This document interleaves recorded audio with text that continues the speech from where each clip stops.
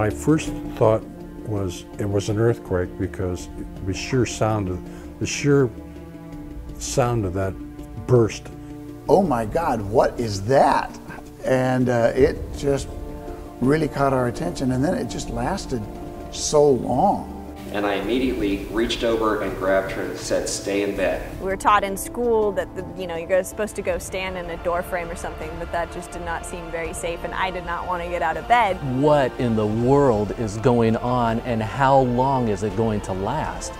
Man, if we are not the epicenter, this could be the big one.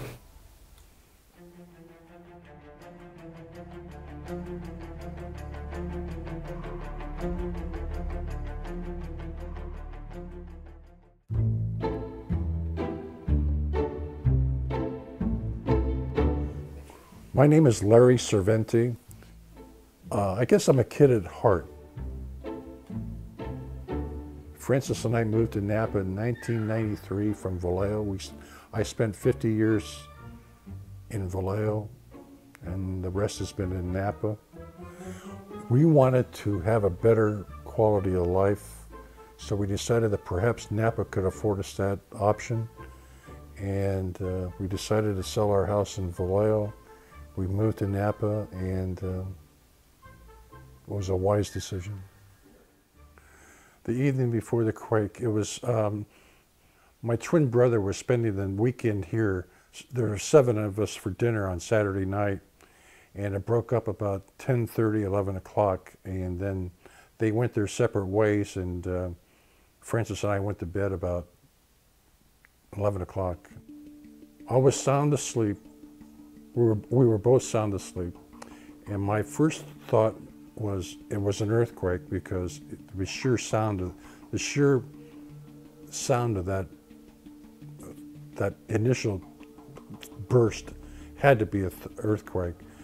I jumped out of bed, but as in the process of jumping out of bed, I felt something alongside my bed, parallel to my bed, but because it was so dark and the lights were off, I couldn't understand what was sitting next to my bed. And lo and behold, it was our armoire that was 6.5 feet tall, that fell flat on its face, parallel to the bed. And then I realized I better put my shoes on because of the broken glass. Everything was off the shelves, out of the cabinets, on the floor, splashed, splattered, everything else that you could imagine. If I recollect, my first reaction is to see that Francis, my wife, was okay, then my brother, and then my dog. I went outside. I don't know why, but I had an urge to go outside to see what kind of damage was outside. And when I walked outside at 3:45, there were people already outside across the subdivision from us. I saw people mingling. And you could hear the sounds in the morning there because it was so quiet. You could still hear people murmuring, talking, but you couldn't see them because of the darkness. We knew it was bad, but we didn't have any idea until daybreak how severe it was. I did say some prayers. I said some Hail Marys. I'm just lucky that we were fortunate that it wasn't worse than it was. And for that, I'm lucky. I spent a lot of time with Legos, and Francis was never really involved in the Lego room, but we had a bookcase that fell over on my Lego city, and that made both of us say, well, what can we do to improve this? And what we did is we each took a section of that Lego and we worked on it, and now it's back even bigger and better than it was before. It's larger than it was before. It's got more pieces than it had before. And for the first time, and we've been married 44 years, Frances has really gotten into Lego, and it's amazing to see. She's really involved in it. And she's actually taken the mantle from me and taken the next steps because our grandsons are into Lego, and she wants to make it perfect. And it's really something to see.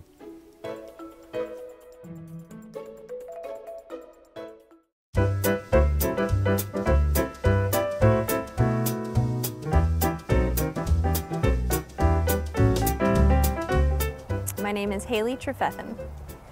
Everyone always asks me what my job is. It's not that simple. You're a family member, so you do a little bit of everything. So vineyard, winemaking, operations, sales, marketing, whatever needs to be done, I'll do it. My grandparents came to Napa in 1968. There were less than 25 wineries in Napa at the time, and they bought grapes. I mean, we bought vineyard and land. My grandparents had no intention actually of making wine. They just wanted to farm. And so they started this project of replanting a lot of this. You know, half of the property that they bought was planted to vines, but they were old and run down to the point that when enough vines died in a certain area, they'd plant a tree. And then my parents came along in 1973 and decided to make wine. My dad had kind of had an interest, and so my dad made our first couple vintages of wine, and my mom sold every single bottle. So on August 23rd, I was at my house before, you know, just normal night, making dinner, enjoying being home, and went to bed. Yeah, pretty routine, simple night.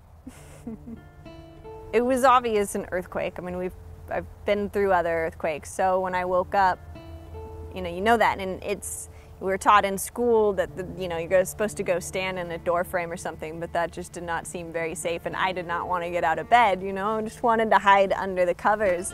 Once things settled down after the earthquake, and you knew it was over, I was calling my mom and went and got her, and then we came down here to the winery to look at everything. And so, we're both kind of in shock at that point. You've just withstood a pretty big earthquake and wondering what's going on and how everyone is, and it's still dark and you can't see. There's so much adrenaline and you're so much in shock. You just keep going. So I ended up not going to bed, August 24th, probably until, 9 or 10 o'clock normal. It's a funny, earthquakes are kind of funny things. Especially for us this year, the timing of this earthquake was really interesting. It was in the very beginning of harvest. We'd brought some fruit in and we hadn't brought others in. So you think about it, we're an all-estate winery. We grow every single grape. And so that's all here. And those grapes were fine. And they were still on the vine. And so, it was really interesting. You get here and we're looking at a building that was built in 1886. It's 128 years old and has withstood a lot. And it's leaning about 4 feet to the west. But then you turn around and you look out onto this gorgeous vineyard. And it's fine. And that was amazing. When we go over and we check on our other wine and, the wine and tank, and it's all there. Everything's fine. And so it was incredibly, I didn't cry over the building for a long time. I grew up in that building, running around it every single day. That took a long time. But I cried on Sunday because my team was here. Everyone was here willing to help. Yeah.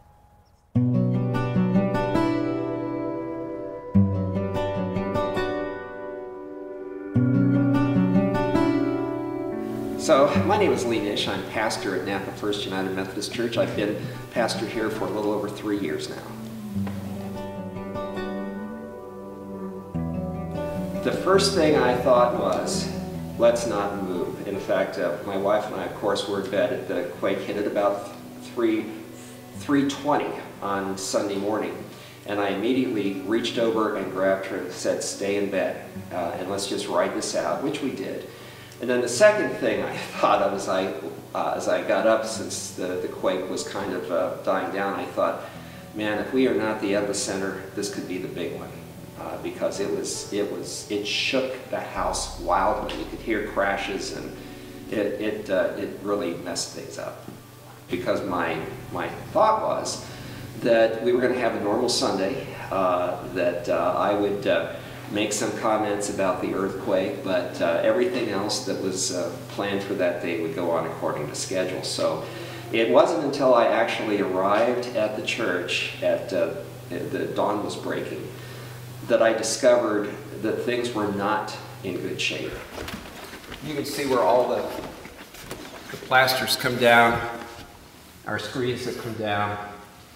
That chamber was full of organ pipes. They've been removed because they were falling on each other. And you could see daylight through the top of the ceiling because that whole wall was pushed out at the top by 16 inches.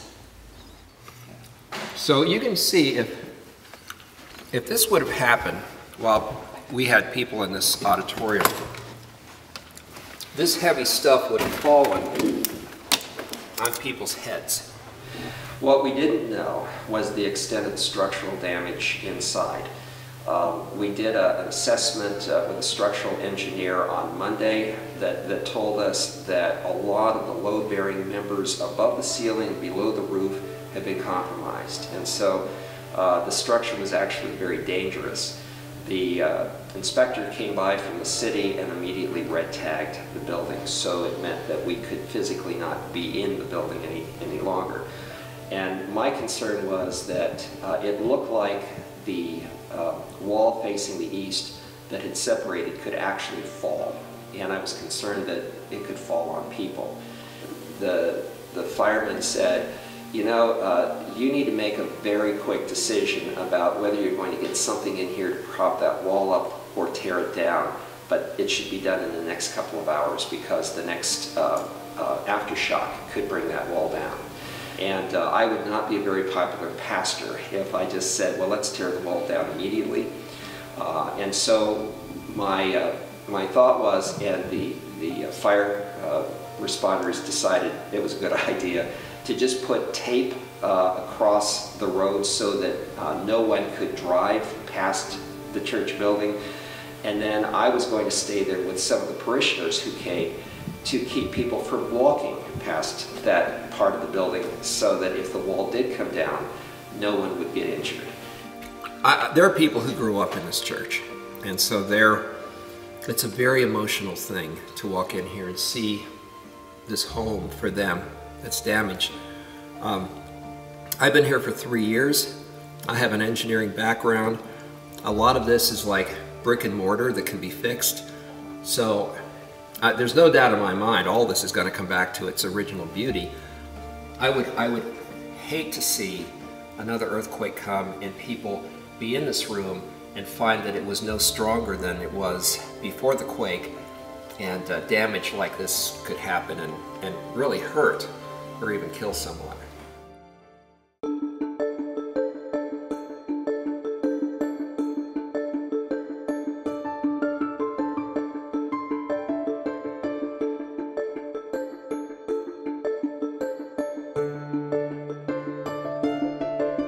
My name is Glenn Gibson. I'm the executive pastor at the Napa Community Seventh-day Adventist Church.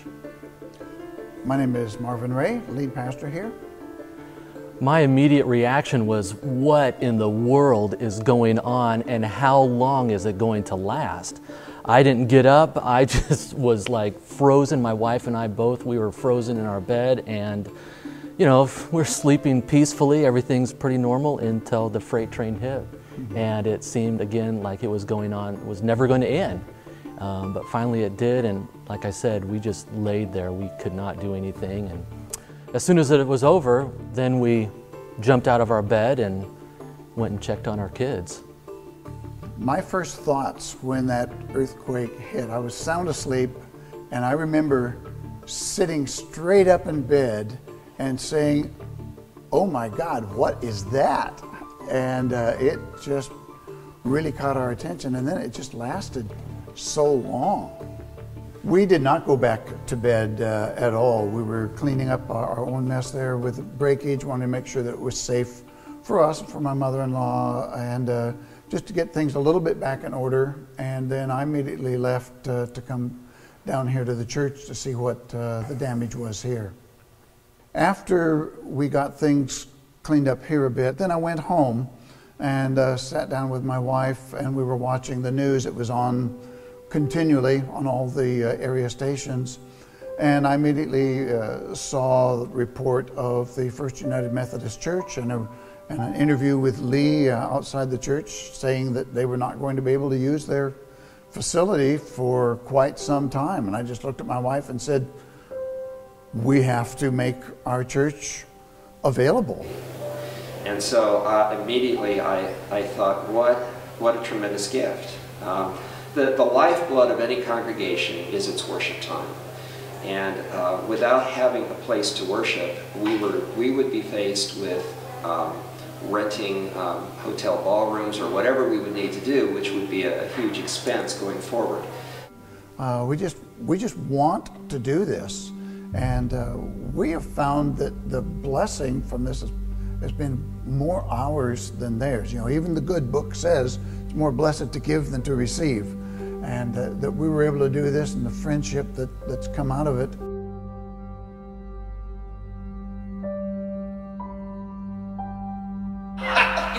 Well, let me just say, okay, I'm kind of like a stewardship kind of guy, and I'm thinking, you know, look at this room that's basically never used Sunday morning. That's right.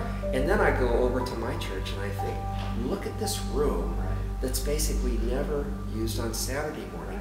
Wouldn't it make sense? Sure. Really? So we could sell your church, split the proceeds, really fix this place up nice. You know, we could have a deal here. we could have a deal here.